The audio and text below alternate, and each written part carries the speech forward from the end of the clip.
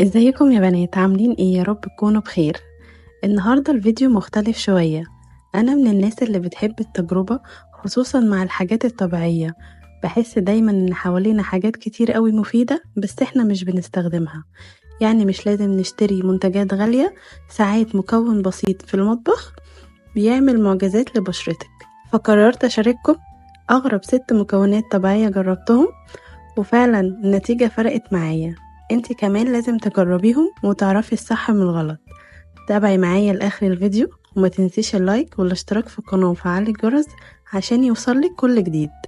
يلا بينا نبدأ الفيديو. أول مكون معانا هو الطمي المغربي. الطمي المغربي حلو جدا للبشرة، وبيخرج كل الدهون الزيادة من الوش، وبيسيب الوش ناعم جدا، وبينضف البشرة بعمق. أنا جربته. اشتريت طمي مغربي سايب من عند العطار، وبتزودي عليه مية ورد، وساعات بتزودي عسل لو عايزة الترطيب أكتر. استخدميه مرة واحدة في الأسبوع، وهيبقى الفرق واضح جدا في بشرتك. ماسك حلو جدا للبشرة، وكمان مناسب جدا للبشرة الدهنية. تاني مكون معانا هو زيت قرع العسل. ما كنتش اعرف اصلا ان في زيت اسمه قرع العسل، بس لما قريت عن فوائده قلت لازم اجربه. فيه فيتامينات كتير جدا زي فيتامين A و E. فعلا بيرطب البشرة وبيهديها، خصوصا لو بشرتك حساسة وفيها احمرار. تحطي منه نقطة بالليل وتسيبيه وتصحي الصبح، هتلاقي بشرتك ناعمة جدا. جربيه كسيرم بالليل وهتشوفي النتيجة بنفسك. بيتباع عند العطار وسعره رخيص جدا. جربيه وقوليلي النتيجة. المكون التالت هو القهوة مع الزبادي.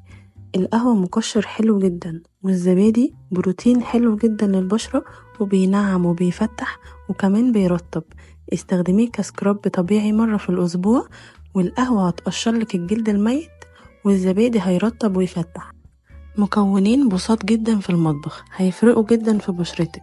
هيشيلولك اثار الحبوب، وكمان هيفتحوا بشرتك. وعن تجربة جربيهم وقوليلي الفرق في الكومنت. رابع مكون معانا هو الفحم. بتجيبي شريط فحم من الصيدلية. ده كان بالنسبة لي اكتشاف. بتاخدي كبسولة وتطحنيها وتخلطيها مع عسل، وبعديها تحطيها على منطقة الأنف. بتسحب كل الرؤوس السوداء والدهون، وبتسيب إحساس بالنظافة رهيب.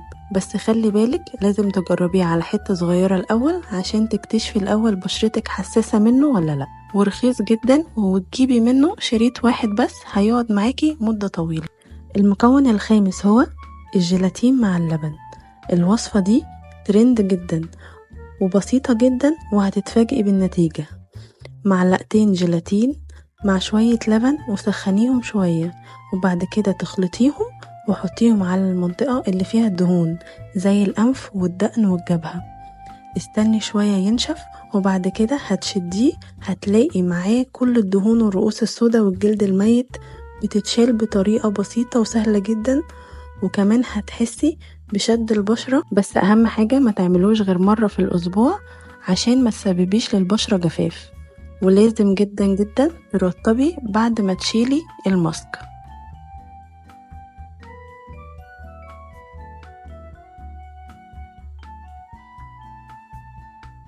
المكون السادس معانا هو زيت شجرة الشاي. ده بجد من الكنوز اللي اكتشفتها مؤخرا. نقطة أو نقطتين منه على حبة مية ورد أو جل صبار، وتمسحي بيهم بشرتك، خصوصا عند الحبوب والالتهاب.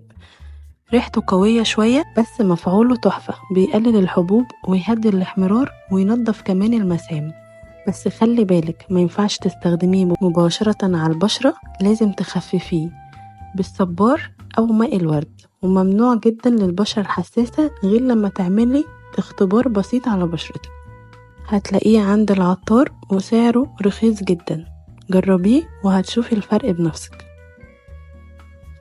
بس كده، البشرة دي مرايتنا، مش بس عشان الجمال، لكن عشان هي انعكاس احنا قد ايه بنهتم بنفسنا ونهتم بيها. مهما كنتي مشغولة ووراكي شغل ومذاكرة او البيت، خدي لنفسك بس 10 دقايق خليهم ليكي. اعملي ماسك واشربي مية ورتبي روتينك، وحطي الزيت اللي انت بتحبي ريحته، واهتمي بنفسك.